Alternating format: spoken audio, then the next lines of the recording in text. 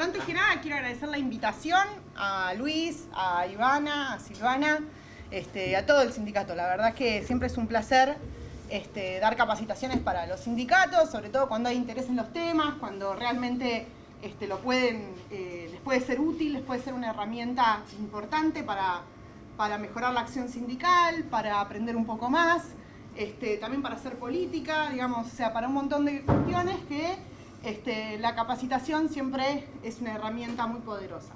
Así que bueno, yo voy a tratar de dar un poco de contexto económico de en dónde se enmarca la digitalización, ¿no?, en el mundo del trabajo.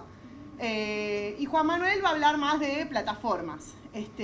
Así que eso más que nada para que tengan un programa en la cabeza de cómo vamos a ir llevando adelante esta mañana de capacitación. Y en ese sentido, yo detesto esto de estar yo adelante, parada, dando clase como si fuera la maestra Ciruela. Soy muy informal. Los que han tomado clases conmigo en la universidad saben que soy extremadamente informal. Y generalmente me hubiera gustado ponerlos en ronda y más hacer una charla con mate de por medio y demás, pero bueno, no se puede. La pandemia nos obliga a estar así. Hola, Nahuel, ¿cómo estás? Otro alumno mío. Así que bueno, nada, los que tienen dudas, consultas, preguntas, me van parando, o sea, frénenme todo lo que necesiten, todo lo que haga falta. No me molestan las preguntas, no me molesta que me frenen, nada, así que eso les aclaro para que vayan sabiendo. Si no puedo responder o se me están adelantando con la pregunta, les aviso nomás. Así que bueno, dicho esto, arrancamos.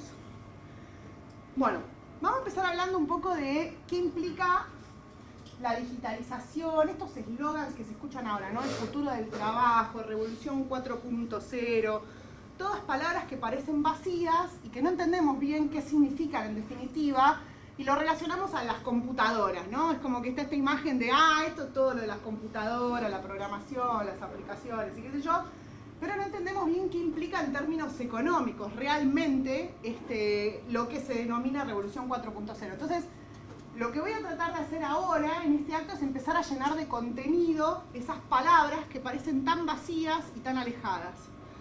Así que bueno, vamos a arrancar con eso. Yo soy muy maestra de pizarrón, chicos, discúlpenme. Discúlpenme. No me gusta usar PowerPoint, hablo de digitalización, pero la digitalización no me ha llegado a mí todavía. Bueno, entonces, ¿qué es lo importante entender? Que en la economía siempre existieron podríamos decir, tres recursos básicos que tiene cualquier bien y servicio que nosotros podemos llegar a pensar que hay en la economía. Hay tres recursos básicos que se utilizan para producir cualquier bien en la economía. Esos recursos son la tierra, el trabajo y el capital. Estos son los tres recursos básicos que se utilizan para producir cualquier cosa buena en la economía. Todo lo que nosotros conocemos es una combinación de estos tres factores, de tierra, trabajo y capital, ¿no?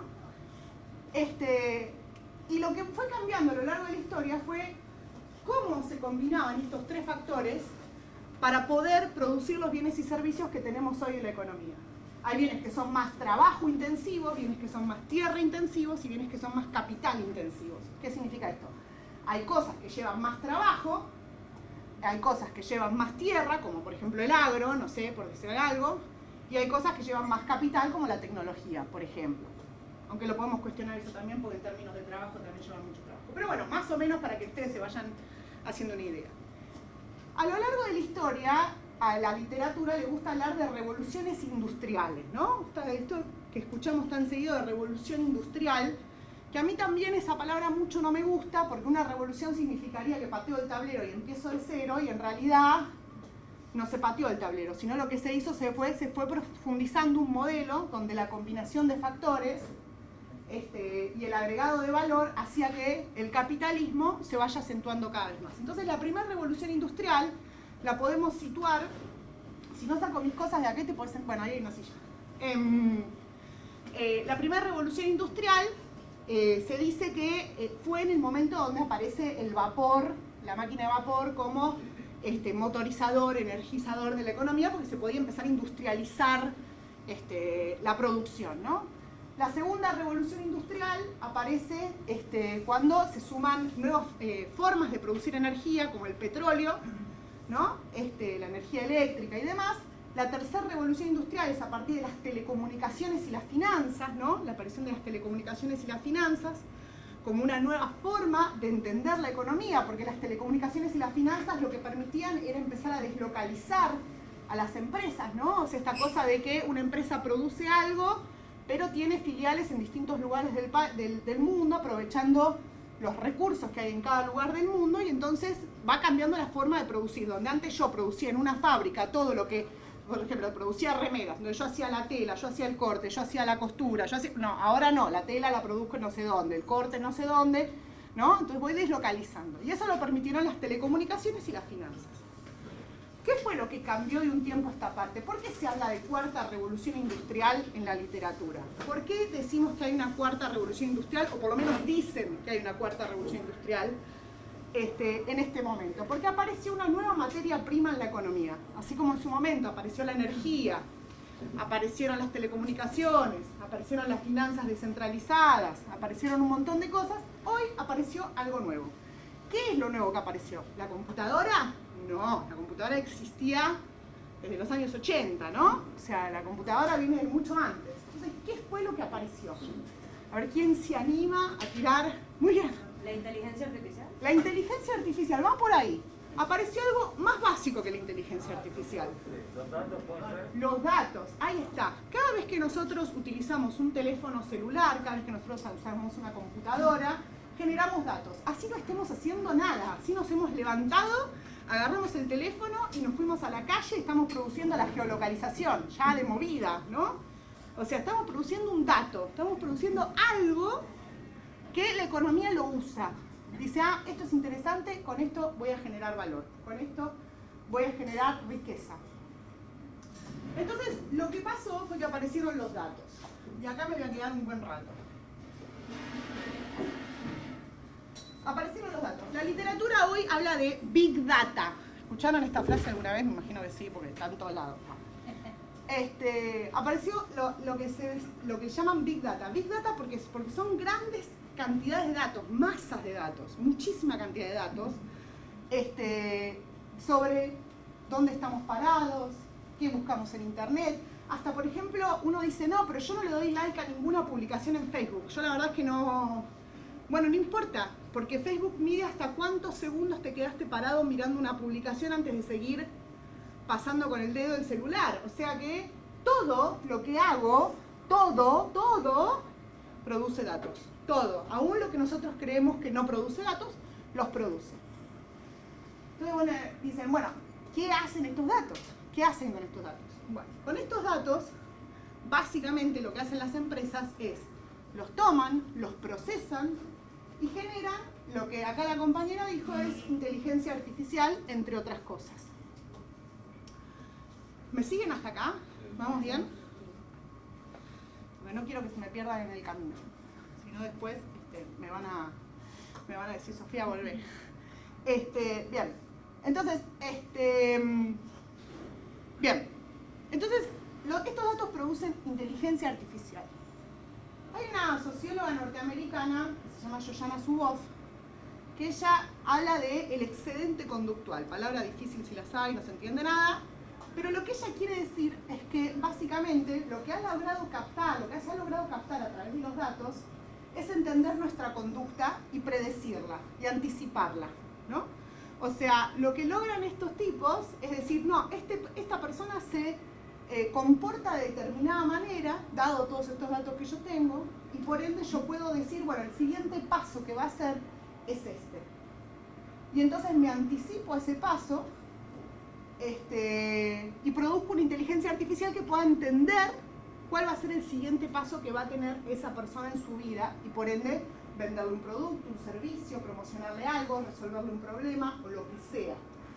no solamente eso, sino que Shoshana Zuboff lo que dice es, no solamente pueden predecir tu conducta para saber qué es lo que vos necesitas, sino que también tienen la capacidad de poderla cambiar, esa conducta. Y ahí empiezan los problemas, ¿no? Porque si yo vigilo a alguien y sé cómo va a reaccionar, puedo hacer algo antes de que lo haga para poder modificar su conducta y poder cambiar la forma en la que se está comportando. Hacia donde a mí me interesa. Sobre esto vamos a volver más adelante. Entonces, ahora a mí lo que me gustaría explicarles a ustedes es el debate en torno a los datos. Los datos, obviamente, generan muchísimo conocimiento. Ustedes saben que para hacer política pública, para hacer una política sindical o lo que sea, se necesita información, se necesita saber quiénes son las personas a las cuales va orientada una política, se necesita conocer qué es lo que esas personas necesitan, qué es lo que esas personas quieren. Y en ese sentido, los datos se están volviendo muy valiosos, no solamente para las empresas, sino también para un montón de organizaciones. Pero los datos están en manos de unos pocos. ¿Están en manos de quiénes? La mayor cantidad de los datos. De las empresas, de las corporaciones que han generado estas plataformas que nosotros usamos de manera gratuita, pero que en realidad lo que estamos haciendo es dándole esos datos para que ellos puedan producir esta inteligencia artificial. Entonces hay todo un debate a nivel global, que lo voy a mencionar, no me voy a meter ahora en eso, pero sí quiero que lo sepan, que hay un debate internacional respecto de si esos datos tienen que ser privados, si tienen que ser públicos o si tienen que ser bienes comunes. Hay todo un debate alrededor de eso, ¿por qué? Porque lo que se dice es, estas empresas generan una ganancia extraordinaria, no pagan impuestos porque se van a paraísos fiscales, y encima, para colmo, no comparten esos datos con otras entidades para poder desarrollarse, para poder desarrollar políticas públicas y demás. Y esos datos quedan en manos de unas pocas personas y el Estado parece que no puede acceder. Por ejemplo, yo siempre digo, ¿cuánto valdrían los datos de Uber para hacer una política de movilidad sustentable, por ejemplo, ¿no? En una ciudad, por ejemplo, ¿no? Por decir algo. De hecho, la ciudad de Nueva York le pidió a Uber que le comparta los datos. Hubo ahí un tema, no sé en qué quedó, pero sé que hubo una causa con ese tema. Y otras personas que creemos que los datos no deberían ser bienes públicos tampoco, porque después está esa otra visión de decir, bueno, entonces que el Estado tenga los datos, que el Estado los gestione, como hace China, digamos, básicamente, que tiene acceso a todos los datos de la ciudadanía, y que pasan a ser bienes públicos. Y eso también genera problemas, porque genera vigilancia por parte del Estado. Entonces, ¿qué pasa cuando el Estado se te pone en contra, no? O sea, que eso puede pasar, todos sabemos que puede pasar.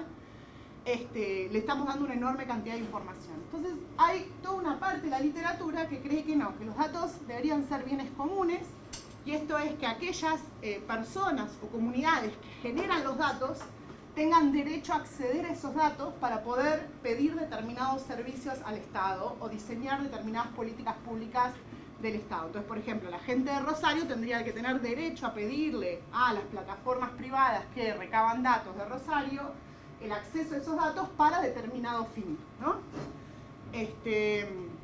Básicamente esa es la idea.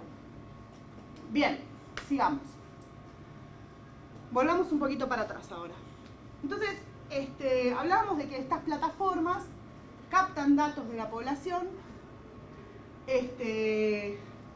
y con esos datos lo que han hecho es generar esta predicción de conducta o este entendimiento de cómo nos movemos las personas. Ay, me resulta tan molesto estar como parada, como en un ámbito de autoridad acá.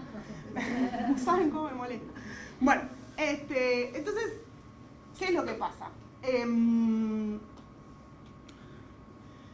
Lo que podemos ver con esta situación que se ha generado es que el capitalismo, el sistema en el cual nosotros vivimos, el sistema económico en el cual nosotros vivimos, siempre se las ha ingeniado para poder monetizar, para poder transformar en dinero distintas cosas, ¿no? Entonces, por ejemplo, la tierra es capital agrario o capital inmobiliario, ¿no? O sea, lo transforma en dinero a través de la venta de tierras. todas las cosas de nuestra vida, todo lo que nosotros somos, el capitalismo se las ingenia de alguna manera para transformarlo y producirlo en dinero, ¿no? Y nosotros vemos cómo tratan de monetizar cosas que no deberían ser monetizadas. Por ejemplo, hay todo un debate respecto del agua, ¿no? De haber monetizado el agua, de vender agua envasada, ¿no? O sea, son cosas que por ahí no deberían ser monetizadas, pero que el capitalismo se las ingenia de alguna manera para transformarlas en plata. Bueno, ¿qué es lo que han transformado con plata a través de los datos? Lo que han transformado en plata a través de los datos es nuestra vida misma, nuestra geolocalización, nuestras relaciones sociales, el hecho de que hablamos con otros, el hecho de nuestros gustos, lo que nos gusta, lo que buscamos en internet. Todo eso el capitalismo lo está monetizando a través del extractivismo de datos. Esto es importante entenderlo porque así entendemos cómo es que estos tipos han generado ganancias extraordinarias. Las empresas de tecnología ganan muchísima cantidad de dinero, de hecho los grandes millonarios de nuestros tiempos son Jeff Bezos, ¿no? O sea, el dueño de Amazon, el dueño de Google, el dueño de Microsoft y demás, ¿no? Son los grandes millonarios de este nuevo mundo. Y eso lo han logrado porque han logrado captar valor de la humanidad misma, ¿no? Del hecho de estar vivos, básicamente. Entonces, estos tipos, ¿cómo captaron el valor? El valor se genera a través del trabajo, ¿no? A través de, todos sabemos, o por lo menos la gran mayoría de los economistas coincidimos, en que aquello que genera valor en la economía, aquello que genera riqueza en la economía, es el trabajo. Me parece que eso hay un consenso bastante grande, hay algunos economistas más ortodoxos que no concuerdan con eso, que dicen que no, que es utilidad marginal y que no sé qué, te salen todo con una teoría muy rara, pero la realidad es que la gran mayoría de los economistas, acá la veo a Paula que me dice que sí con la cabeza, estamos de acuerdo con que el trabajo es aquello que genera valor. Entonces uno me diría, bueno Sofía, pero ¿cómo? Me acabas de decir que los datos generaban el valor y ahora me decís que el trabajo y los datos entonces son trabajo. No. ¿Qué es lo que pasa? Esos datos son la materia prima. Esos datos necesitan ser procesados. ¿Y cómo se procesan? Acá, mi compañera. A través de algoritmos. Apareció la palabra algoritmos, ¿no? A través de algoritmos. Que es una palabra medio confusa, que hay gente que no la entiende. Mucha gente que me dice, no, porque los logaritmos, no, gente, eso es una función matemática, es otra cosa. Así que bueno, pero un algoritmo, básicamente, es una forma de ordenar variables y de llegar a determinado resultado, sea a través de un proceso de ordenamiento o optimización. Lo que acabo de decir es chino básico, lo sé, pero vamos a explicarlo con algún ejemplo para que ustedes lo entiendan. Hay un ejemplo que a mí me encanta dar, que no es mío. Agua, pues si me muero. Hay un ejemplo que a mí me encanta dar, que no es mío, es de una matemática que se llama Cathy O'Neil, que escribió un libro que se llama Armas de Destrucción Matemática, donde Cathy O'Neil da un ejemplo sobre qué es un algoritmo que a mí me parece bastante esclarecedor porque permite sacar muchas conclusiones. Y ella ahí dice que ella tiene un algoritmo en la cabeza todas las noches para preparar la cena para su familia. Entonces en el algoritmo ella pone datos, pone variables. Y esos datos, esas variables son qué comió ese día, qué comió la noche anterior, si hay restricciones alimentarias en la familia, cuál es la valoración nutricional de esos alimentos, qué le gusta comer a la familia, si tiene tiempo de cocinar o no tiene tiempo de cocinar, si tiene plata para ir a comprar ingredientes, qué tiene en la heladera, digamos, o sea, va poniendo todas las variables y ella, en base a lo que sucede en su cabeza todos los días, maximiza esa función, dice, bueno, lo mejor va a ser elegir hacer, no sé, pollo con ensalada. Bueno, macanudo, hacemos pollo con ensalada para todo el mundo. Y ella dice, eso básicamente es un algoritmo, o sea, son estos datos que van recabando de ustedes, estos datos que yo explicaba, que los ponen en orden, en una ecuación, y dicen, bueno, entonces esto es lo que tiene que pasar. Este es el pedido que tengo que asignar. Esta es la forma de ordenar la información que veo en Google. Este va a ser la recomendación que le voy a dar a esta persona en Spotify, en Netflix. Esto va a ser lo primero que vea cuando se meta en Twitter, ¿no? todos ejemplos de algoritmos, donde el algoritmo piensa, pone las variables y dice, bueno, es esto. Esto es el resultado final, ¿no? Sí. Una consulta, las variables las generamos nosotros con las palabras de búsqueda. ¿Cuál puede ser? Sí, o digamos, o sea, ¿es eso o es distintos datos? Dependiendo cuál es la función que yo voy a armar, digamos, ¿no? En este caso, Katy O'Neill lo armaba con los ingredientes de la comida, pero puede ser cualquier cosa, digamos, que se nos ocurra, porque como tienen disponibilidad de datos de lo que quieran, lo arman a gusto y piacere del dueño de la corporación, digamos, ¿no? Bien. Este ejemplo a mí me gusta mucho porque permite sacar varias conclusiones. La primera conclusión que nos permite sacar es entender que la inteligencia artificial cambia todos los días, o debería cambiar todos los días. ¿Por qué? Porque el humor de esta mujer no es el mismo todos los días. Hay días que pesan más unas variables que otras, por ejemplo, hay días donde realmente no tiene ganas de cocinar y eso es una restricción. O sea, te permite ver que la inteligencia artificial, si yo programo un algoritmo y lo dejo estático, lo dejo así como está y lo uso igual todos los días, la cosa no va a andar. El algoritmo necesita retoques todo el tiempo, necesita estar atrás, necesita que alguien atrás lo vaya reprogramando. Random se va haciendo. Algo así de random sería. No, no es random, justamente a lo que quiero llegar es que lo que necesita atrás es trabajo humano. O sea, lo que necesita atrás ese algoritmo es un programador que esté sentado atrás corrigiendo lo que está pasando, diciendo, bueno, no, hoy vamos a priorizar esto, y mañana vamos a priorizar esto otro, y pasado mañana vamos a hacer... Como yo te dije que el trabajo humano es lo que genera valor, y no el dato, lo que te estoy tratando de hacer entender es que el dato es la materia prima, pero lo que va a generarle valor a ese dato es todo el trabajo humano que pone el ejército de programadores que tienen estas empresas de tecnología al servicio de la programación de algoritmos, digamos, ¿no? O sea, básicamente, entonces el trabajo humano agregado a través de programadores es lo que le va a generar valor a toda esta materia prima de datos que nosotros hemos generado. ¿Se va entendiendo o me fueron perdiendo en el camino? Bien. Entonces, esa es la primera gran enseñanza que nos deja ese ejemplo.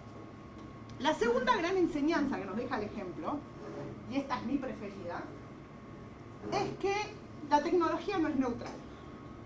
¿Por qué? Porque ella lo que dice es, si yo maximizo la cena, seguro que el arroz con pollo le gana, digo, el pollo con ensalada le gana a la pizza, seguro. Porque yo valoro los ingredientes y quiero que mi familia coma sano. Ahora, ¿qué pasa si ese mismo algoritmo, con las mismas variables, todo igual, lo maximiza mi hijo de 9 años? Y la hamburguesa con papas fritas claramente le va a ganar sistemáticamente al pollo con ensalada, ¿no? ¿Por qué? Porque la valoración nutricional de los alimentos no va a ser importante y en cambio los gustos van a pasar a tener un lugar preponderante, ¿no? Entonces, ¿esto qué nos enseña? Esto nos enseña que no es menos importante quién está programando la inteligencia artificial. Y que la tecnología persigue intereses y persigue objetivos. Uno tiende a creer que porque algo es tecnológico está bien hecho, es neutral, es imparcial, tiene información perfecta. No, si lo dice Google debe ser así, ¿no? Si me lo dice Netflix, mirá qué bien que me recomienda. ¿Cómo me conoce Netflix? Me conoce mejor que yo, porque me recomienda siempre películas que me gustan, ¿no? Te da como esta creencia de que la tecnología es como un dios que nos viene dado de arriba y que entiende cómo pensamos y de qué manera tenemos armada nuestra cabeza, ¿no? Y que es perfecta, trabaja con información total, está bien hecha, ¿no? Está como esta creencia de medio una especie de cosa mística que nos ha rodeado a través de nuestro teléfono celular, de cosas que están perfectamente calimetradas. Y la realidad es que la tecnología persigue intereses y es sesgada. Y depende de quién la ha programado y cómo la ha programado y con qué intención la ha programado. Y esto me parece que es fundamental para entenderlo. Hay un ejemplo también que a mí me gusta dar para que se termine de entender esto, que es muy lindo, que está en un libro de la Universidad de Quilmes, que se llama Actos, Actores y Artefactos. Al que lo quiere, le interesa leer, lo puede comprar, de la Universidad de Quilmes, así que está disponible en Argentina, que es un ejemplo sobre la historia de la bicicleta. Ustedes dicen, Sofía, ¿qué tiene que ver la historia de la bicicleta con todo esto? Bueno, no, es un ejemplo muy lindo sobre cómo la tecnología no es neutral y persigue intereses.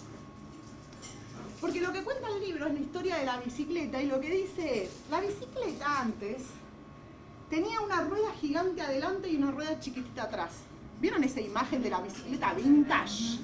¿No? La bicicleta vintage, que tiene una rueda gigantesca adelante y una rueda chiquitita atrás. Bueno, esa bicicleta era lo más inestable del mundo. La gente se caía de la bicicleta. No servía para andar. Ni hablar las mujeres, que en aquella época usaban pollera. Imagínense que tenían que ir así, con la pollera al aire, se les veía todo. Bueno, entonces, esa bicicleta no estaba bien vista. Y sin embargo, o sea, no era útil. Y sin embargo, esa bicicleta fue la única que se produjo durante décadas en Europa. Y la bicicleta como la conocemos ahora, con las dos ruedas paralelas e iguales, tardó muchísimos años en producirse, a pesar de que ya se sabía que esa bicicleta era mucho mejor y mucho más estable. ¿Por qué pasó esto? ¿Por qué? ¿Se puede imaginar alguien por qué se siguió fabricando una bicicleta que era inestable, que era una porquería, que no servía para nada, vis a vis de la idea de que ya se sabía que era mejor? Bueno, esto sucedió, ¿por qué? Porque la bicicleta era tan inestable y tan difícil de manejar que solamente aquellos hombres fuertes y fornidos podían subirse a la bicicleta y manejarla de una manera impecable. Entonces, la bicicleta con la rueda grande era visto como símbolo de virilidad, de masculinidad. Ah, mirá qué capo este, que puede andar en bicicleta, ¿no? Entonces el mercado miraba las bicicletas con las ruedas idénticas como algo despreciable, ¿no? Como, no, esa bicicleta trucha que la manejan hasta los viejos, no sirve para nada. Bueno, entonces había toda una cultura popular atrás en torno de la bicicleta que hacía que el diseño de la bicicleta responda a determinados intereses patriarcales en este caso, ¿no? O sea, intereses claramente patriarcales, que era sostener una virilidad a partir de mostrarse con la bicicleta. Ahora dicen, Sofía, ¿qué tiene que ver la bicicleta? Bueno, no, pero lo que tiene que ver es esto, es que entonces lo que estoy tratando de decir es que el diseño tecnológico que vivimos hoy día responde a intereses, responde a objetivos, y que muchas veces esos intereses pueden ser patriarcales, corporativos, capitalistas, etcétera, etcétera, etcétera, ¿no? Los podemos describir como queramos, dependiendo cuál es la tecnología, pero que no necesariamente tienen que perseguir el bien común, no necesariamente tienen que perseguir el bien de la ciudadanía o el bien de los trabajadores, en el caso que nos convoca en este momento, que es el trabajo de plataformas. Yo para ir tratando de ir de a poco llevándolos al tema que nos convoca. Bien. Entonces, es importante, vamos a tomar agua otra vez, entender entonces que todas las tecnologías que nosotros usamos a diario no son neutrales y persiguen objetivos determinados. Y este ejemplo de la bicicleta es un ejemplo de tantos otros tecnológicos que tenemos a lo largo de la historia. A mí el de la bicicleta me encanta, me parece muy simpático y hasta ilustrativo, pero hay muchos otros ejemplos de tecnologías que fueron diseñadas para determinados intereses. Y en el caso, por ejemplo, de la bicicleta, terminó cayendo obsoleta esa bicicleta, porque las mujeres, en su gran mayoría, compraban a escondidas del marido una bicicleta común para poder facilitarse hacer las compras en el mercado. Entonces empezó a haber un mercado de bicicletas muy grande que terminó ganándole al otro, ¿no? Pero bueno, en ese caso así terminó la historia de la bicicleta como la conocemos hoy. Les cuento el final para que no se queden con ganas de saber cómo es que llegamos. No, mentira.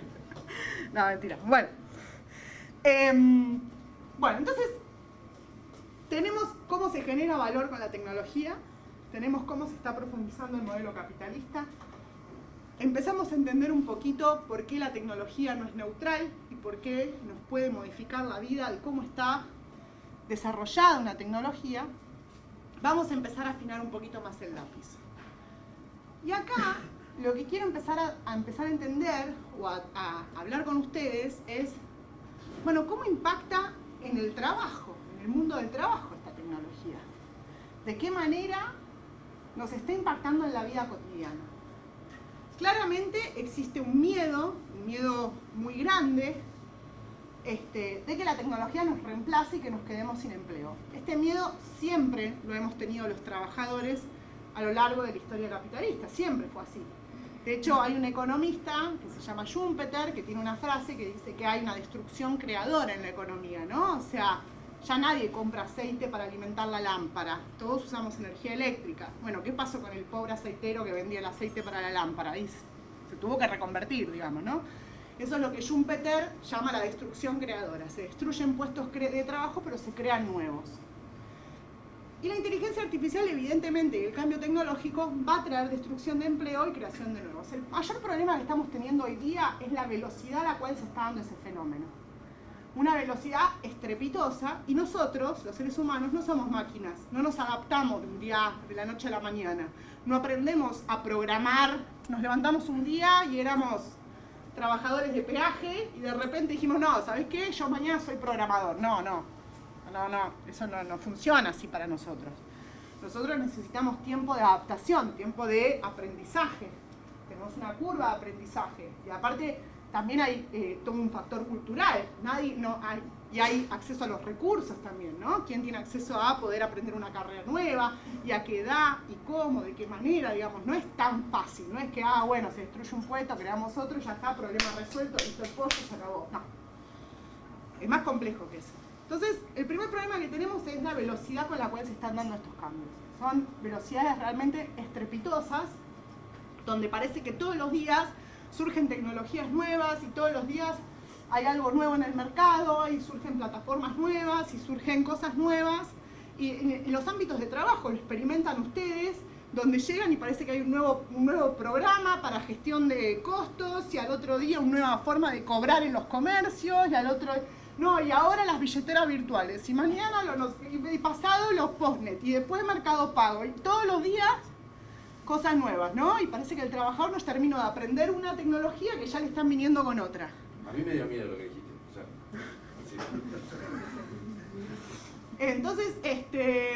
Entonces, bueno, ese es el primer factor que se nos está dando, que es muy importante, que es la velocidad de ese reemplazo que no nos permite adaptarnos. Entonces este es el primer desafío en materia sindical, ¿no?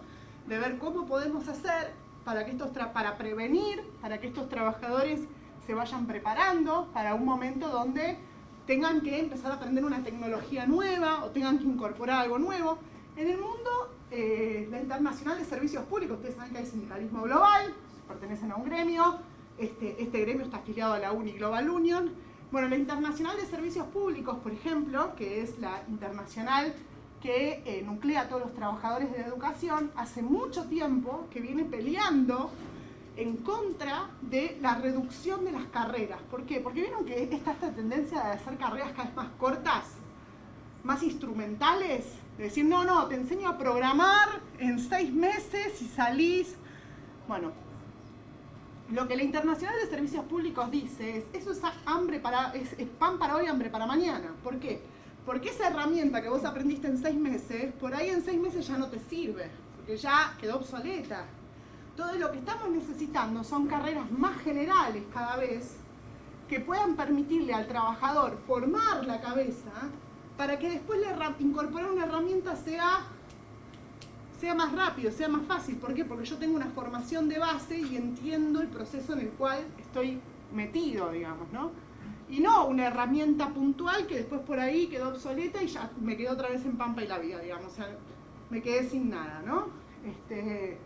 Entonces la Internacional de Servicios Públicos viene reclamando eso ya hace muchísimo tiempo, porque ve que los programas educativos están siendo cada vez más acotados y que en realidad hay que ir en la otra dirección, en carreras cada vez más abarcativas, más formativas, que puedan formar a las personas con juicio crítico y entender las herramientas que están usando y el problema de fondo de las herramientas que están usando para que después cuando las cambien digan, ya está, no te preocupes, ya lo entendí, ¿no?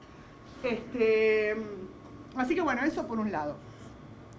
Por otro lado, es evidente que la inteligencia artificial y las herramientas tecnológicas en general nos han facilitado el mundo del trabajo.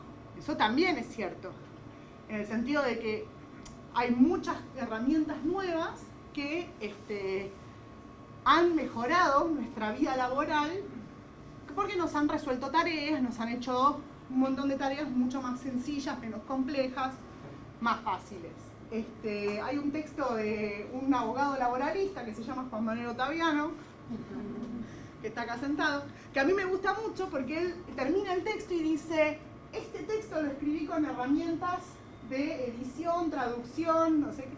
O sea, lo que está tratando de mostrar él es: se me hizo más fácil escribir este texto sobre la transformación del mundo del trabajo gracias a que existe tecnología, ¿no? Entonces eso es un poco lo que él está tratando de decir ahí. Y esto también es cierto, no lo podemos negar, no podemos decir, no, bueno, toda la tecnología es una porquería. No, hay tecnología que ha sido muy buena y que nos ha permitido insertarnos en el mundo del trabajo de otra manera. Una vez estaba en un simposio de inteligencia artificial en salud, con un montón de médicos ahí, y hubo una frase de un médico que no anoté el nombre, y pobre me la paso citándolo y no puedo decir quién era, que dijo: no es que la inteligencia artificial va a reemplazar al diagnóstico médico, porque ustedes saben que mucho diagnóstico ahora se hace por inteligencia artificial. Meten la placa de tórax en una computadora y la placa de tórax, y la computadora dice: este tipo tiene COVID. Eso existe, en el Hospital Británico de Buenos Aires existe. Te pueden detectar el COVID con la placa de tórax a través de inteligencia artificial. Bien, entonces el tipo dice: no es que la inteligencia artificial va a reemplazar al médico, sino que aquel médico que no sepa incorporar inteligencia artificial a sus diagnósticos se va a quedar sin empleo.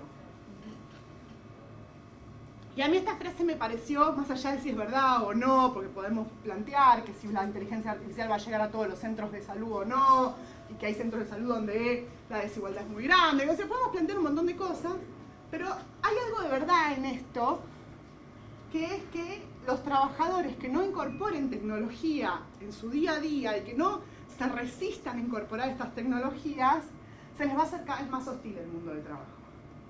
Se les va a hacer cada vez más hostil. ¿Por qué? Porque hoy encontramos trabajo a través de canales tecnológicos, la gran mayoría, si no es por un mensaje de WhatsApp y comunicación tecnológica por red de contacto, es a través de un sitio web o de LinkedIn o de Boomerang o de donde sea. Muchos encontramos trabajo así, o cargando currículums en la página de Carrefour o donde Mongo sea, pero digamos, muchos encontramos trabajo así.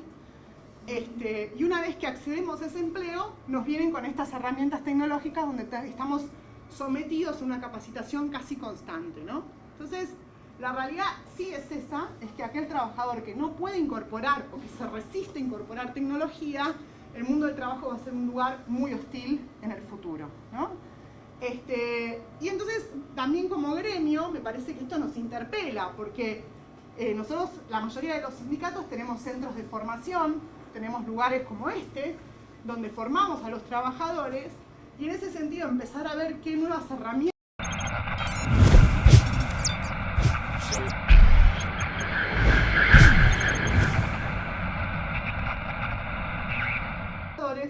va a ser vital para acompañarlos en ese proceso, que reciban esas herramientas.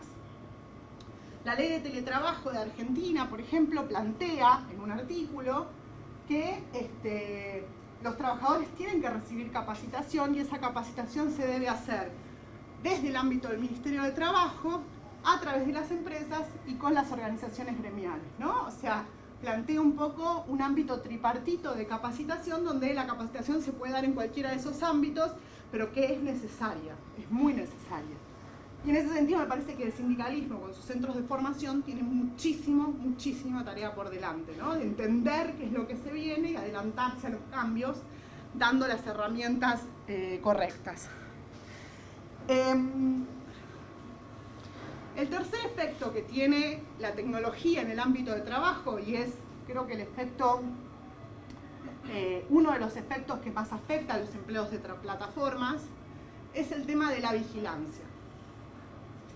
Ustedes saben que si la tecnología se incorpora, cada vez hay más datos nuestros que manejan las empresas. Este capitalismo digital, ¿no? Entendido como un capitalismo donde los datos son la materia prima, tuvo una primera etapa, que fue al principio de la década del 2000, donde hacían ingeniería nuestra como consumidores. sea, nosotros éramos consumidores donde buscábamos hotel en Mar del Plata y automáticamente, no importa a qué página web íbamos, salía hotel en Mar del Plata, hotel en Mar del Plata, hotel en... ¿no? Todos me hacen así con la cabeza porque todos la vivieron, sí. Entonces... No escuchan y salen. Ya saben, ¿viste? Es impresionante, pero yo... Me ha pasado de estar hablando con mi marido diciendo, che, ¿y si compramos no sé qué? Y después miras Instagram y te aparece la publicidad y decís, pero la puta... Bueno. Bueno, entonces esa es la ingeniería hecha de nosotros como consumidores. Después empezó una segunda etapa donde nos empezaron a chusmear como sujetos políticos y como formadores de opinión. Y ahí vino el escándalo de Cambridge Analytica. ¿Se acuerdan del escándalo de Cambridge Analytica? Bueno, el escándalo de Cambridge Analytica es muy interesante porque lo que era, o sea, como empezó, después se sumó Macri, Bolsonaro y todos, pero empezó siendo que Facebook le sugería ir a votar los días de la elección, porque vieron que en Estados Unidos votar es optativo, no es obligatorio, o sea, es un derecho, no es un deber, acá en Argentina es un deber y un derecho, le sugería ir a votar a aquellos votantes que en sus publicaciones en Facebook mostraban que eran afines a Donald Trump. Entonces, Facebook sabía, por el perfil de la persona, por lo que le daba like, por las publicaciones que hacía o por lo que opinaba, que una persona era muy probablemente votante de Donald Trump. Entonces a esas personas las incentivaba a ir a votar. Les ponía, fuiste a votar hoy, no te olvides, no sé qué, cosas así, mensajes. Bueno, se estima que eso implicó más de un 1% de votos que obtuvo Donald Trump en la elección gracias a esa ingeniería que hizo Facebook junto con Cambridge Analytica en las elecciones donde finalmente gana Donald Trump. Entonces, ahí se ve cómo empiezan a modificar nuestra conducta. Esto que yo decía, no es solamente predecirla, es también influenciarla, ¿no? Influenciarla para que yo haga lo que quiero que hagas, para que la persona haga aquello que yo estoy buscando que haga. Bien. Entonces, empezó esa etapa de vigilancia política con todos los escándalos que ya conocemos, que salió que acá Mauricio Macri también había contratado a Cambridge Analytica para la campaña, Bolsonaro también, digamos, ¿no? O sea, fue un escándalo a nivel internacional, pero la realidad es que esa información se utiliza, y se utiliza con fines de campaña. Ahora viene una tercera etapa, donde están cada vez más vigilándonos como trabajadores. Como trabajadores. Que no es que ahora empezó, ya venía, pero ahora hay como un proceso donde está cada vez más mejorando los procesos de vigilancia en ámbitos de trabajo. En UNI, por ejemplo, estamos teniendo cada vez más casos de sindicatos alrededor del mundo donde tienen casos de trabajadores que son echados por distintos motivos, que todos tienen que ver con la vigilancia en el trabajo. Por ejemplo, tenemos un caso en Noruega muy paradigmático de un chico que le habían dado en la empresa una pulserita de estas saludables para promover el bienestar y demás, las sanas costumbres, y la empresa detectaba, porque la pulserita tenía un GPS, le medía la presión arterial y no sé qué, y todos esos datos los transmitía a la empresa. Y la empresa empezó a medir que el tipo salía de trabajar, llegaba a la casa, se sentaba en un lugar y no se movía en todo el día. Y al otro día se iba a trabajar otra vez. Y no salía para nada, salía, iba a la vuelta a la casa del supermercado y volvía. Y no hacía más nada. Y lo terminan echando diciéndole, mire, usted es un pasivo para esta empresa, porque sus costumbres hacen que vaya a morir de depresión o de un paro cardíaco, de no sé qué, con lo cual no queremos trabajadores así. Obviamente se armó un escándalo, ¿no? Intervinieron, hicieron un juicio, qué sé yo, el tipo lo recompuso, le devolvieron su puesto de trabajo. Reincorporar, esa es la palabra. Gracias, Otaviano. Pero bueno, la realidad es que esto sucede, o sea, esto empieza a suceder. Después, para los que la conocieron, Cristina Kolkloff, por ejemplo, que era la encargada de digitalización y futuro del empleo en UNI, a ella le negaron un crédito hipotecario, ella siempre lo cuenta en sus charlas, le negaron un crédito hipotecario porque hacía 10 años atrás había tenido un tumor cerebral. Que ella lo sobrellevó, la operaron, lo pasó y salió victoriosa, digamos. Pero le negan un crédito hipotecario porque hacía 10 años atrás había tenido un tumor cerebral. Entonces cada vez más empieza este tráfico de datos, esta compra y venta de datos entre las empresas, y tomar datos de los trabajadores para vigilarlos, para controlarlos. ¿Y qué es lo que quiero hacer con esos datos? Bueno, principalmente ver que se porten bien, entre comillas, y que hagan lo que yo quiero que hagan. Pero existe toda una tendencia a querer estandarizar al trabajador. Un scoring. ¿Eh? Un scoring, Un scoring, ahí está, ahí vamos. De querer estandarizar al trabajador, de querer que el trabajador se comporte de determinada manera, con determinados estándares, y si no cumple esos estándares, si no da con el clavo de lo que se le está pidiendo, si no satisface a ese algoritmo que lo está juzgando, automáticamente viene el garrote, viene el castigo, ¿no? Y acá los trabajadores de plataforma saben mejor que yo de qué les estoy hablando, ¿no? Donde si yo rechazo un pedido, al otro día me dan menos trabajo. Donde yo, ¿no?, hago algo fuera de lo que corresponde para ellos, fuera de lo que se espera de mí, automáticamente sácate, ¿no? Viene el garrote. Al otro día tengo menos tareas, etcétera, o lo que pueda llegar a pasar, o hasta que me desconecten permanentemente de la plataforma. Con lo cual, esto se está utilizando cada vez más para vigilar a los trabajadores y empezar a producir una función estandarizada de trabajo donde se espera que el trabajador sea casi como una máquina. Casi como una máquina. Te conectás y tenés que todo así, ¿no? Y donde vos dejás de... No se te permite el derecho a ser humano, a equivocarte, a confundirte de camino, a no sé, a lo que sea, no importa qué. Hay un caso también acá en Argentina que a mí también me gusta mucho, que es un caso que se dio en el Sindicato de Vendedores Viajantes, en la empresa Fisher, ¿vieron la de los tarugos Fisher? A ellos también les habían puesto un GPS en el auto y les controlaban el camino, pero los tipos no eran trabajadores asalariados, trabajaban a comisión, con lo cual si ellos se desvían del camino, la empresa en definitiva no pierde plata, en todo caso deja de hacer una venta, pero no pierde plata.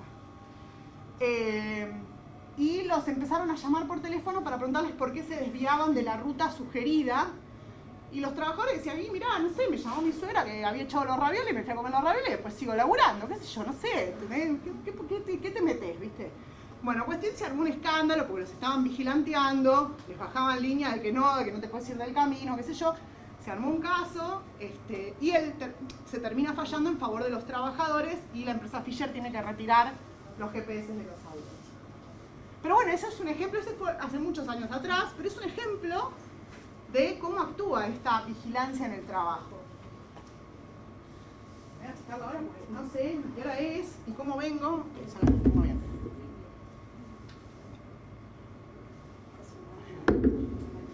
Es un caso de vigilancia del trabajo. Adiós. Hasta luego. Muy lejos igual me iba a llevar, sin llegar sin el celu. Se quedaba su herramienta de trabajo fundamental. Bueno, entonces, bien, entonces esos son como los distintos impactos que se están dando de la tecnología en el empleo. Obviamente hay más, podemos analizar muchas aristas, pero básicamente esto es lo que el mundo del trabajo que estamos enfrentando los trabajadores a partir de esta revolución industrial inteligente, ¿no? O revolución digital, o llámenle como quieran. Ahora bien, todo este nuevo capitalismo digital está completamente desprovisto de reglas. Y acá voy empezando ya el final de mi parte para darle lugar acá al doctor. Está completamente desprovisto de reglas y de normas. Porque nosotros, a lo largo de la historia, hemos sabido conseguir, hemos sabido conquistar un sistema normativo local e internacional que de alguna manera va balanceando las reglas de juego del capitalismo, ¿no? Que de alguna manera trata de decir, bueno, no, las empresas no se pueden llevar todo, ¿no? Tienen que pagar impuestos. Bueno, tiene que haber derechos laborales. Bueno, tiene que haber, ¿no? Tratamos de balancear un poquito la balanza para que no quede todo de un solo lado. Pero la realidad es que en el capitalismo digital parece que hay una excepción constante, ¿no? Como que las empresas digitales no pagan impuestos, se sitúan en paraísos fiscales. Jeff Bezos dicen que es una de las personas que menos impuestos pagó en Estados Unidos en el último año, no sé, o sea, los tipos realmente, ¿viste? Parece que a ellos no les toca todo esto. Encima empiezan a incorporar este tema del paradigma emprendedor como nueva forma de trabajo, donde los trabajadores no son más asalariados, donde los llevan como monotributistas, independientes, emprendedores, entonces tampoco tienen normas laborales a las que responder. Y encima, para colmo, a nivel internacional, hay una arquitectura de normas que básicamente explican cómo se va a mover la economía. Esa arquitectura de normas se da en un organismo, que es la Organización Mundial de Comercio, la OMC, que yo no sé si a ustedes les suena, porque hace unos años atrás, en el 2017, vino acá a sesionar con Mauricio Macri, que se paralizó el país, después vino el G20, ¿se acuerdan de todo ese lío que venían los mandatarios? Bueno, esa organización, que es la OMC, que es una organización que muchos no conocen, parece como muy alejada, ¿no? Está allá en Ginebra y no se sabe bien qué carancho hace, es básicamente la que dicta las normas de juego del capitalismo a nivel internacional. Y estas reglas de juego son reglas de juego muy injustas, extremadamente injustas. Tan injustas que la OMC se crea en el año 94. Miren las fechas que les voy a tirar para que se den una idea. En el año 94 se crea la OMC. En el año 99, o sea 5 años más tarde, eran tan injustas las reglas que la OMC va a sesionar a Seattle, que es una ciudad de Estados Unidos, y se paraliza la OMC, se arma una batalla campal en las calles de Seattle entre sindicalistas y medioambientalistas con la policía, la ciudad queda sitiada y a partir de ahí la OMC decide parar todas las negociaciones en temas de normativa internacional e irse a hacer lo que ellos llamaron la ronda de Doha en Qatar, donde básicamente se planteaba replantear todo el sistema de normativas internacionales para que sea más justo con los países en vías de desarrollo, que pueda ser más justo para con esos países. Obviamente se fueron a Doha, a Qatar, para que no haya protesta social, ¿no? Eso está muy claro, digamos, no se vinieron a Buenos Aires. Se fueron a Doha, donde hacete el loco y vas a ver lo que pasa. Bien. Pero bueno, más allá de eso, la OMC estuvo paralizada durante más de 10 años, donde no emitió ninguna norma. Las normas, si yo les cuento 2 o 3 normas, ustedes me van a decir, Sofía, ¿cómo puede ser que eso exista? Y sin embargo existe. Por ejemplo, una de las normas más escandalosas que Argentina viene reclamando desde tiempos ancestrales es el tema de los subsidios agrícolas, donde los países desarrollados tienen autorizado subsidiar su agro, porque ellos dicen que por soberanía alimentaria, ¿no? Para garantizar que tener alimentos. Entonces ellos pueden poner todos los subsidios agrícolas que quieran, existe algo que se llama caja verde, donde pueden poner ahí cuántos subsidios les van a dar a su agro, no hay ningún problema. Ahora, si nosotros queremos subsidiar nuestra industria, no. Estás haciendo competencia desleal. No. ¿Cómo vas a subsidiar tu industria? Estás haciendo competencia desleal, porque si vos subsidias la industria, tu industria es más barata, no puede competir con la mía, entonces claro, ¿cómo te vendo industria? ¿No? Entonces resulta que ellos pueden subsidiar el agro, nosotros somos país agroexportador, entonces nos cuesta más venderle agro a ellos porque ellos la tienen subsidiada, pero después cuando hacemos la otra vuelta para el otro lado y ellos nos tienen que vender industria, nosotros nos la tenemos que bancar. Ustedes dicen, ¿cómo puede ser que eso exista? Bueno, existe. Es así. Esa es una de tantas. Existen cientos de miles de normas, una peor que la otra. Esa es una de las que Argentina más reclama. Ahora bien, ¿qué tiene que ver el agro y todo esto con la tecnología, Sofía? Volver a tierra. Bien, volvemos a tierra.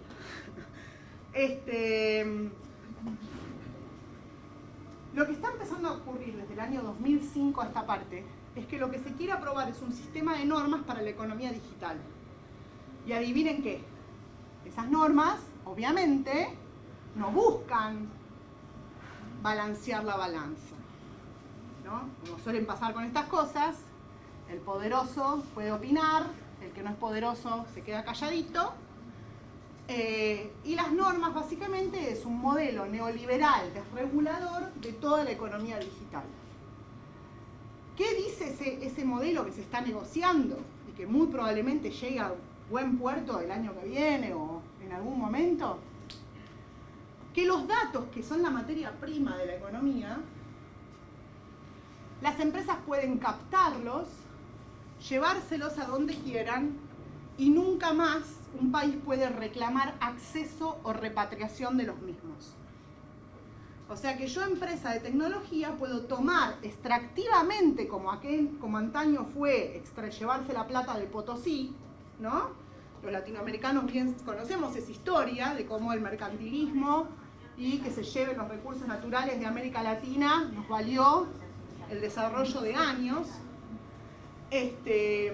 Bueno, de la misma manera estos tipos quieren llevarse los datos, extraerlos, no dejar nada a cambio, y llevárselos a los países del norte global, principalmente Estados Unidos, China y la Unión Europea, ¿no?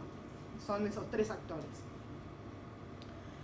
Pero no queda ahí la cosa, porque ellos tampoco quieren que haya restricciones de localización de esos datos. O sea, que Argentina diga, bueno, está bien, vos querés mis datos, macanudo, pero los tenés que armar la base de datos acá en la República Argentina y se tiene que quedar acá, ¿no? O sea, que eso podría ser algo inteligente en términos de empleo, porque obviamente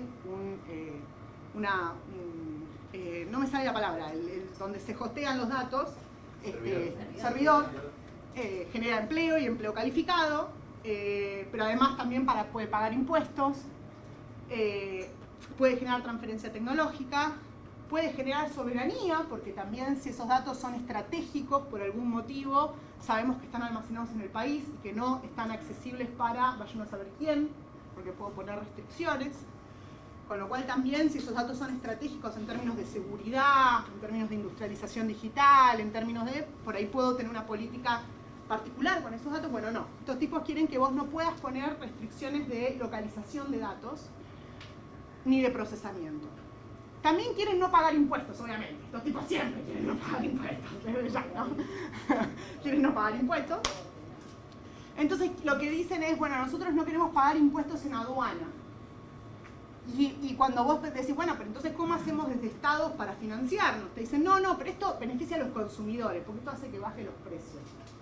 Entonces vos le decís, no, bueno, pero si yo te puedo cobrar impuestos internos, no beneficia a los consumidores, digamos, o sea, yo no te cobro impuestos en aduana, pero te cobro IVA. Ah, bueno, IVA sí, no hay problema. Yo lo que no quiero es pagar impuestos en aduana. Entonces, ahí lo que ustedes ven es que estos tipos no es que quieren beneficiar a los consumidores. Lo que quieren es reventar a las pymes. O sea, quieren reventar a las empresas de tecnología nacionales que puedan surgir, haciéndoles unas competencias despiadadas, ingresando al país, y después adentro mátense, ¿viste? A ver quién banca. Y obviamente estos tipos tienen precios mucho más baratos y más competitivos. O sea, Netflix es mucho más barato y competitivo que cualquier plataforma de contenidos, de películas que podamos generar a nivel nacional. Plataforma privada, ¿no? Porque después está la pública, que es Cinear, que es otra cosa. Porque es pública. Bien. Bueno, ¿se va entendiendo las reglas que quieren hacer? Otra regla que quieren imponer es que no se pueda tener acceso a los algoritmos, al código fuente. Entonces, ahí, volviendo al ejemplo de la cena y de cómo se arma el algoritmo, ustedes ven que esto puede traer un problema, porque por ahí ese algoritmo no está siendo condescendiente o respetando los derechos que tiene que respetar, o las normas y los estándares que tiene que respetar, y no tengo forma de saberlo porque no tengo forma de auditarlo. Si existe un secreto, un velo respecto de los algoritmos, que están protegidos por propiedad intelectual, que no son accesibles a la población, no son transparentes, y por ende yo no puedo saber cómo se está asignando las tareas, de qué manera se está organizando el trabajo hacia adentro de ese algoritmo y por ende no puedo saber si está cumpliendo la normativa vigente en la República Argentina o de qué manera está asignando esos pedidos, cuánta subordinación hay del trabajo, etcétera, etcétera, etcétera, temas que seguramente va a tocar acá mi compañero, así que no me voy a meter. Pero la realidad es que lo que quiere hacer esta normativa es decir, bueno, basta, hasta acá llegaste, ¿no? Vos no podés saber, esto es como la fórmula de la Coca-Cola, ¿no? No podés saber cómo yo armo este esquema porque esto es mío y es propiedad intelectual. Es casi como una patente de una vacuna. A vos no te interesa cómo yo lo hice. Bueno, no, casualmente sí me interesa porque afecta la vida de mis trabajadores, ¿no? O de mis consumidores o de mis ciudadanos, sea el algoritmo que sea. Ya vimos que algoritmos hay cientos de miles, de hecho interactuamos con algoritmos todos los días y casi ni nos damos cuenta. Lo hemos naturalizado completamente. ¿Eh?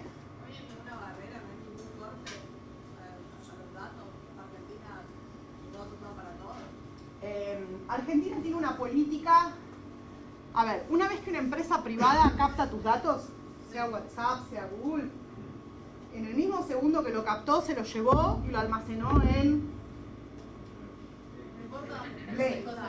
no sé dónde está.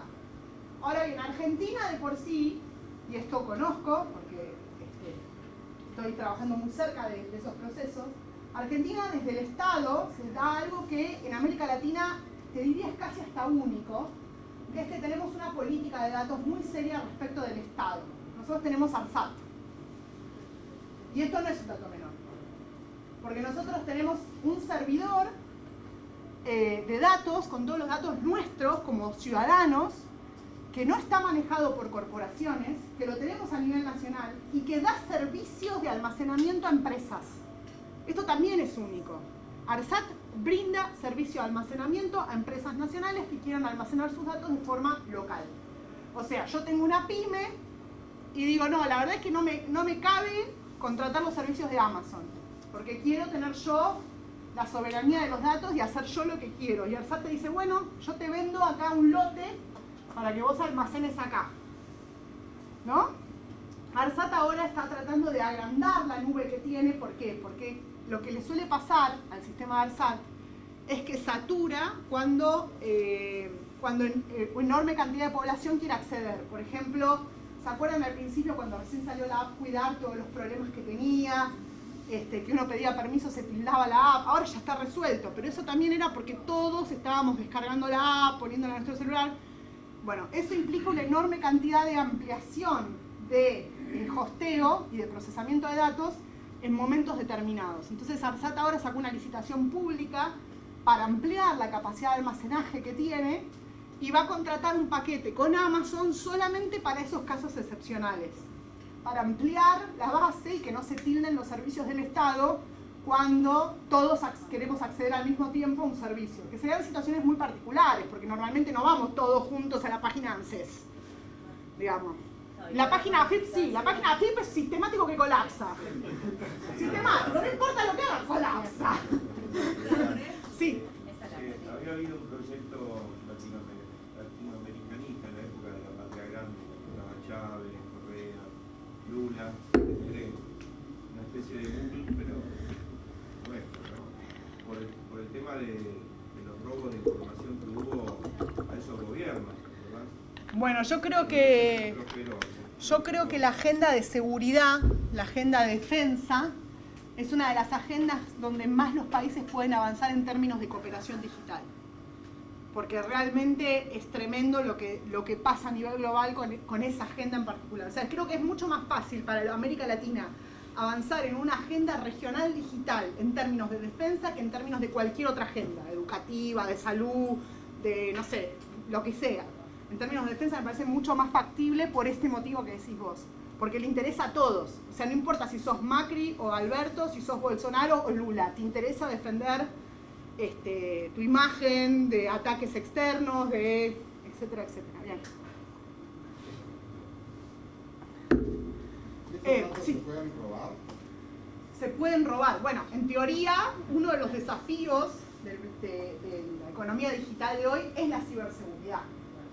O sea, los ataques de ciberseguridad son cada vez, en términos de ciberseguridad, son cada vez más graves. De hecho, Nosotros tuvimos una filtración muy grande el año pasado en el Ministerio del Interior, con datos de personas que se subían a aviones y que están disponibles en este momento en la Deep Web, siguen estando disponibles. Es gravísimo lo que pasó. Cencosud tuvo una filtración muy grande de datos de tarjetas de crédito de sus usuarios en Argentina y solamente los multaron con, escuchen esto, 80.000 pesos.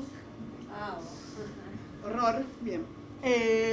O sea, un vuelto para Cencosud, imagínate. Ni siquiera un vuelto. Ni siquiera. Ni siquiera, bien.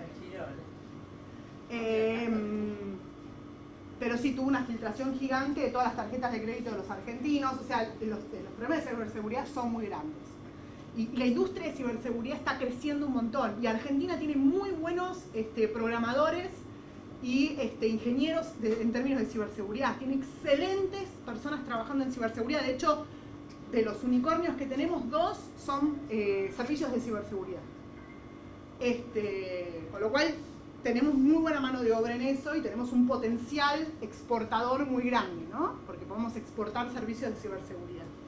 Pero bueno, no nos vayamos de tema, pero sí es un tema importante. Y lo de ARSAT, para terminar, yo creo que es una estrategia de soberanía nacional muy importante la que está haciendo ARSAT. Me parece muy prometedora en términos de que el Estado empiece a tener capacidad de generar economía digital y soberanía de datos a nivel nacional, pero hay que seguir avanzando. Y lo que me gusta es que hay todo un plan respecto de Industria 4.0, de extender la red de fibra óptica, que es la REFEFO. Nosotros tenemos una red mayorista, que es la red más grande de toda América Latina, que es la REFEFO, con la industria satelital. Muy importante, que obviamente es una agenda que le falta y mucho, como todo en Argentina, porque en Argentina está todo por hacer, pero por lo menos hay un plan y ese plan avanza y es serio. Y eso ya no es poca cosa, digamos, ¿no? Y aún cuando han venido gobiernos que no son afines a la industria nacional, este tipo de programas, si bien se han paralizado, no se han eliminado.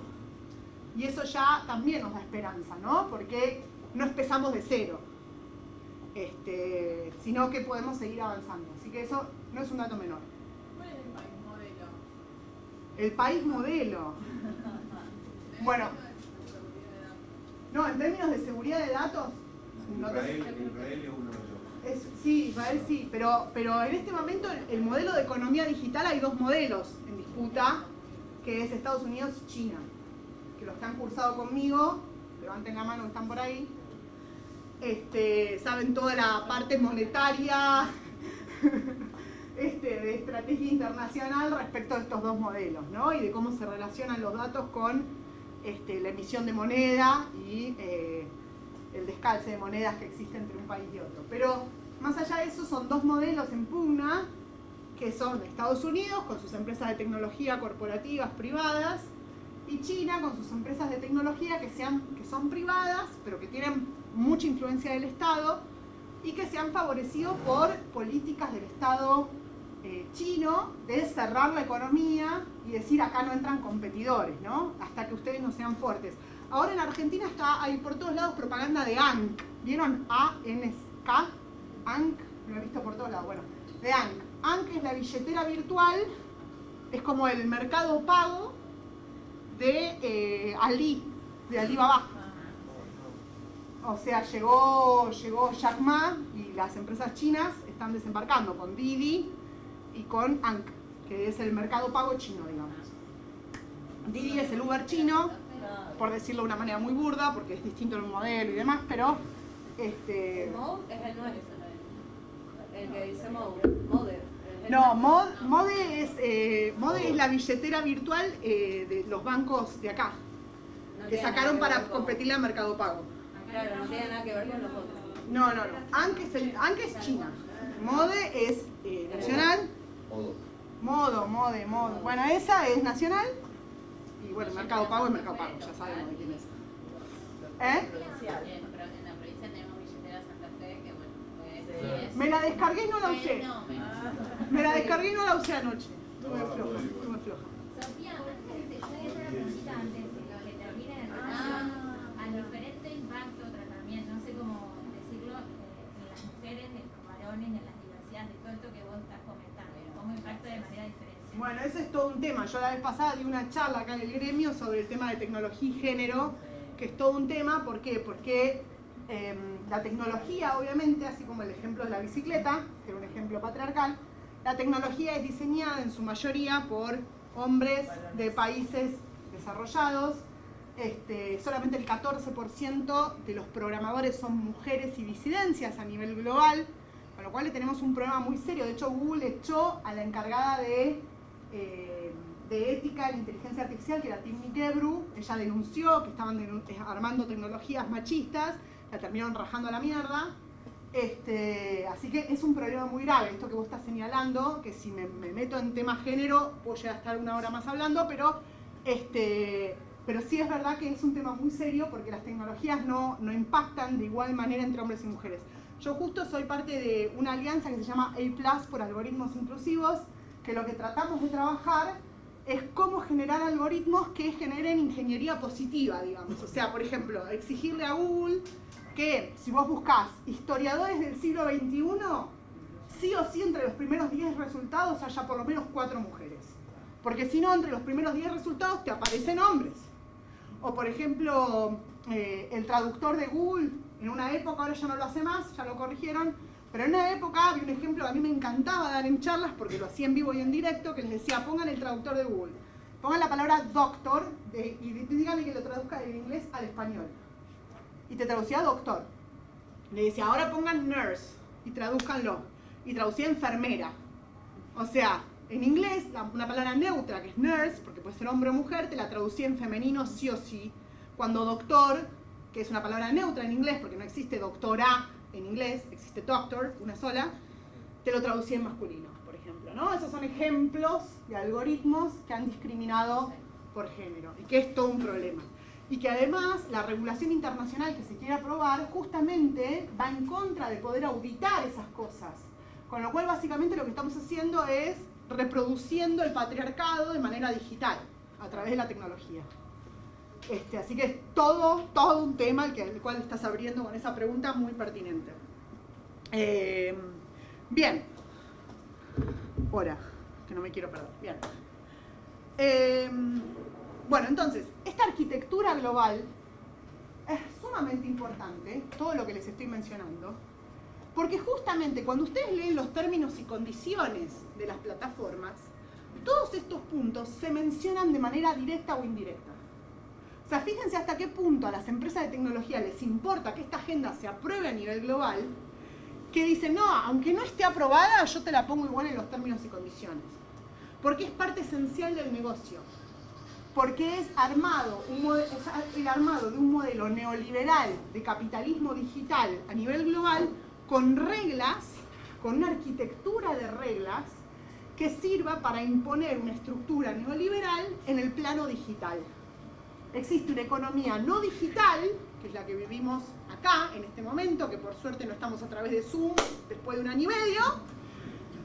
Existe una economía real no digital, que es la que vivimos acá, y existe una economía digital. Y en la economía digital lo que está pasando es que quieren aprobar reglas para hacer que todo lo que, las restricciones que le hemos impuesto al capitalismo en el plano real, en el plano digital no estén. No estén, se borran. Entonces yo puedo armar un nuevo capitalismo digital tecnológico que logre afianzar ese modelo de consenso de Washington de la década del 90 en el plano digital.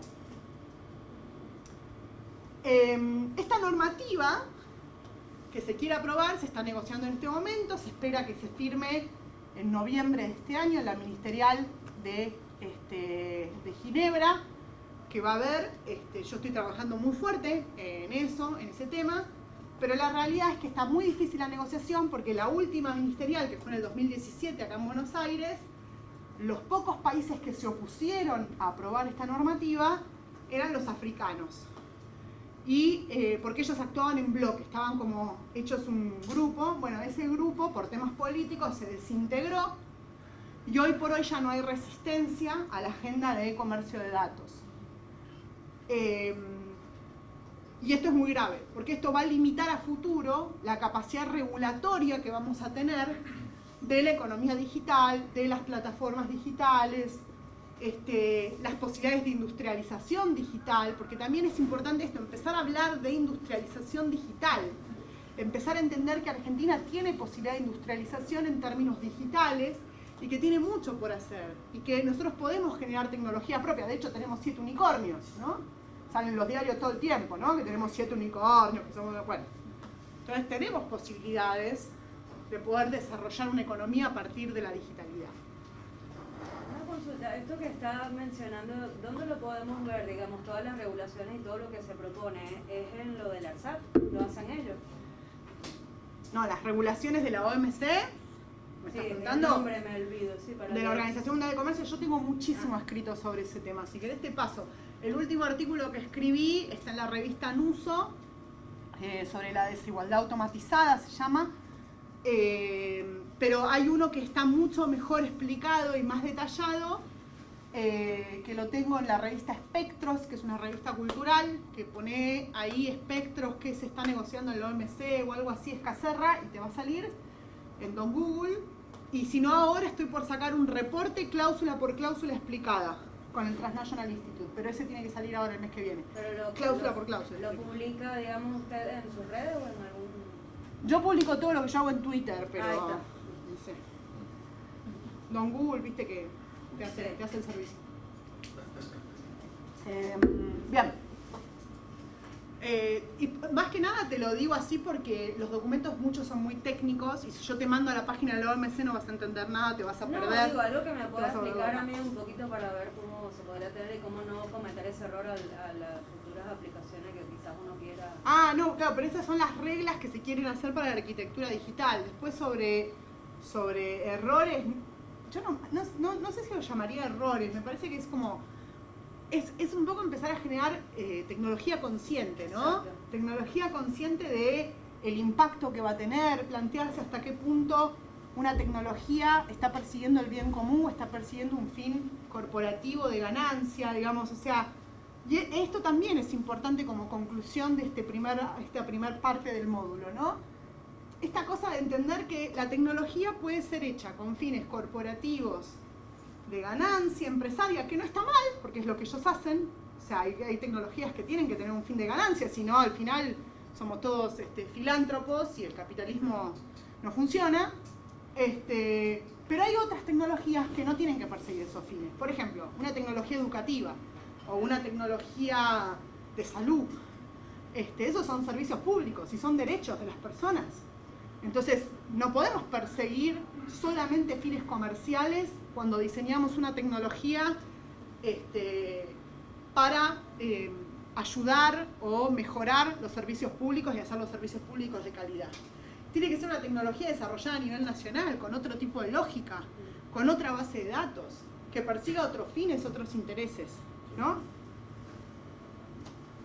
¿Qué pasó? No pasa nada. Código de buenas prácticas en el desarrollo de software público. Mira, justo lo que estaba preguntando ella. No, viste, no sé si eso estará manipulado por algo que te diga, mira, realmente sí, o tienes que activarlo para tal lado que sea algo más capital y no... Y bueno, alguna... eso se hace con investigación, con Claro, desarrollo, con planteo del impacto social que tiene, con el manejo de una tecnología inteligente, de entender hacia dónde va esa tecnología. Y por eso Google tiene todo un departamento de ética, que después echó a la que dirige, digamos, pero... Claro, por eso, ¿y nosotros qué tenemos? Entonces, para pero tiene un averiguar. departamento de ética. ¿no? Que había también el chico de arquitectura, que ahora no recuerdo el nombre, cuando saltó, que después hizo el tema de las redes, que es una peli que siempre digo que está muy buena para ver. También lo hizo cuando hizo un replanteo sobre la manipulación de datos, sobre el tema de la influencia, sobre las conductas previsibles. Sí, como tener una guía para el día de mañana. Uno quiere Bueno, aplicar una aplicación a alguien y diga, Mira, hay muchos códigos desarrollados de ética en inteligencia artificial. Hay uno de la Unión Europea, hay muchos. Uniglobal Union, que es nuestro sindicato global, tiene uno hecho.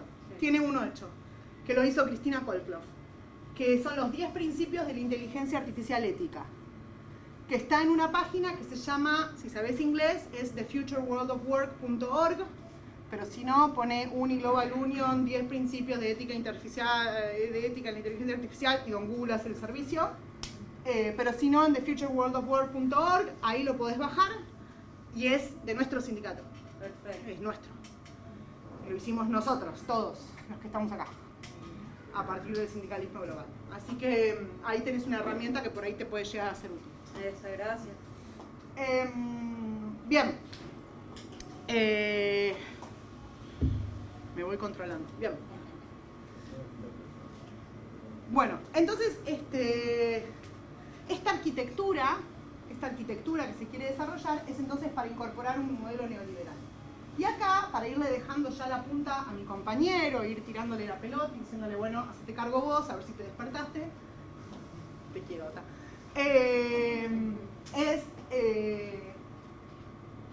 Las empresas de plataforma. ¿Qué pasa con las empresas de plataforma en este capitalismo global, en este capitalismo digital? ¿Cómo empezar a entender cómo se inserta una plataforma en esto?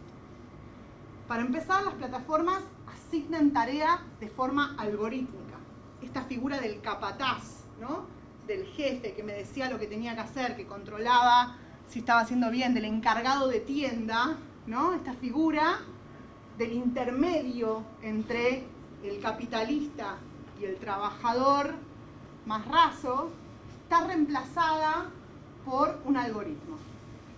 Y ese algoritmo no sabemos cómo piensa, no podemos dialogar con ese algoritmo, no le podemos presentar el certificado por enfermedad, no podemos decirle, no, pero llegué tarde porque se enfermó, porque el colectivo, ¿no?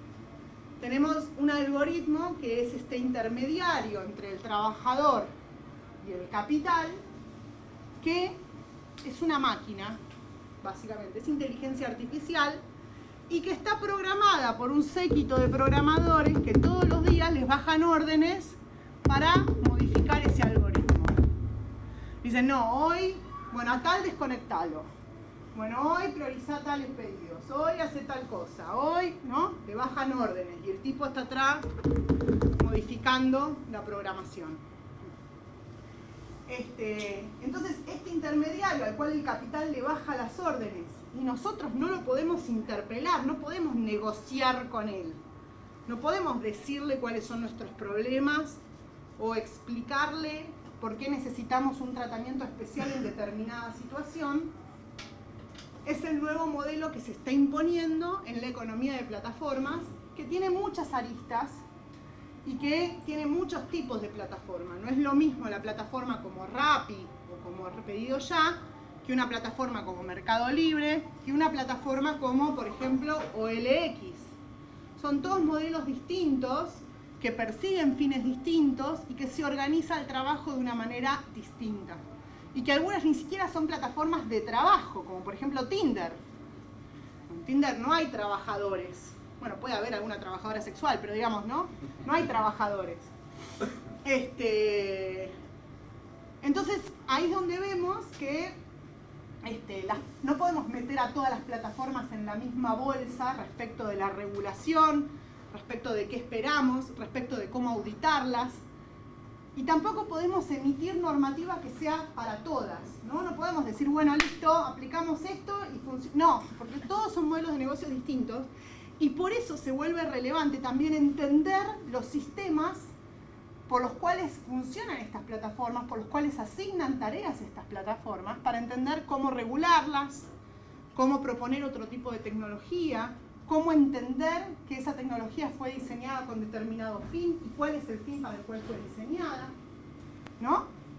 Y entonces, en base a eso, poder empezar a construir un modelo de capitalismo digital con la balanza más equitativa para todos, ¿no? Poder empezar a imponer este tipo de restricciones que en las conquistas laborales y en las conquistas civiles para nosotros son tan palpables en el sentido de que las entendemos, las vivimos, ¿no? Las hablamos, empezar a poder llevar eso a un plano digital. Pero para poder llevar eso a un plano digital tenemos que entender cómo funciona esa digitalidad y de qué manera fue programada y diseñada.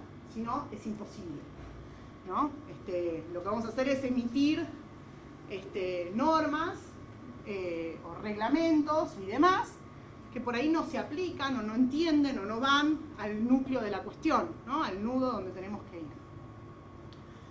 Además, esta economía de plataformas se inserta en un mundo donde hay una crisis monetaria, una crisis financiera a nivel global. Ustedes saben que el dólar está siendo fuertemente inflacionario, las tasas de interés están por el piso, no acá en Argentina, donde las tasas de interés son una locura, pero a nivel global en dólares las tasas de interés están por el piso. Realmente la economía está en crisis, se está recuperando de la crisis financiera que vivió a partir del año 2008 y que la pandemia del COVID no ayudó porque esa recuperación nunca terminó de llegar y hoy por hoy estamos saliendo de un estado de recesión que dejó una pandemia.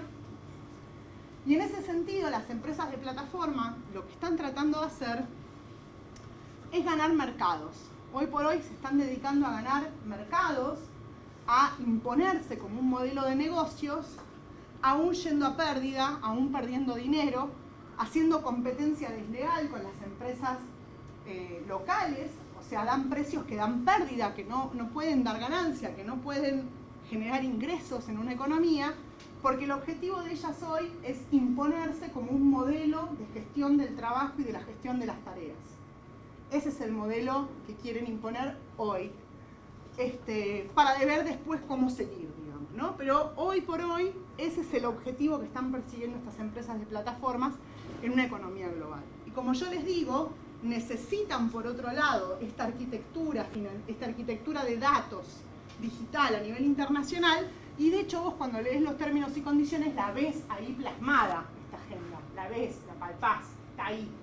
Con lo cual la necesitan para que en el futuro, cuando hayan ganado los mercados y hayan desplazado a todos los competidores, se impongan como una nueva forma de gestión del trabajo que se pueda ir incorporando a los distintos sectores. De hecho, ya hay sectores que eran completamente distintos. Me contaban el otro día de una ciudad en Brasil, no me acuerdo ahora qué ciudad, no me acuerdo el nombre, pero que todo el sistema de transporte público funciona a través de una aplicación estilo Uber, ¿no? Donde vos pedís el servicio de transporte y entonces se van acomodando los pasajeros y dicen, bueno, sale a tal hora de tal lugar. Y entonces va el chofer, pero no es que pasa el colectivo, ¿no? Sino que es medio a demanda, ¿no? Van trabajando a demanda. Imponiendo una uberización del servicio de transporte público en esa ciudad. Con lo cual empezamos a ver cada vez más este modelo. De hecho, cuando todavía viajaba, en los hoteles en Europa, por ejemplo, había mucho esta cuestión de los contratos de hora cero, de trabajadoras que no vienen a limpiarte la habitación, sino que vos marcás que querés que alguien venga a limpiarte la habitación y entonces vienen y te limpian la habitación. La trabajadora por ahí está en su casa. ¿Se entiende? O sea, es una uberización, esa palabra me parece horrible, pero es una uberización del servicio doméstico, del servicio de mantenimiento, de limpieza, etcétera, etcétera. Con lo cual, es un modelo que se empieza a imponer en muchos otros sectores. Y por eso es importante empezar a entenderlo, empezar a generar transparencia respecto a estos sistemas para poder entender hacia dónde tiene que ir la regulación y evidentemente es fundamental dejarle soberanía al Estado y para que tenga capacidad regulatoria, porque en un proceso que recién estamos empezando a entender, nos quieren imponer reglas a nivel internacional para no poderlo regular. Entonces estamos en un problema, porque recién estamos empezando a entender el problema y ya nos están diciendo, no señores, ustedes acá no tienen nada que hacer.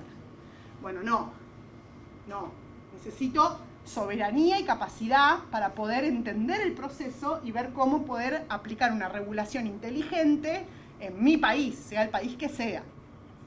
Porque obviamente la realidad argentina es muy distinta que la realidad uruguaya, peruana, colombiana o la realidad de Taiwán, digamos, ¿no? O sea, cada uno necesita un paquete normativo particular para la situación que está viviendo el país. Y para poder empezar a balancear un poco este capitalismo digital otra vez, en favor de los trabajadores y trabajadoras a nivel global y que no se lo lleven todo a paraísos fiscales sin pagar impuestos.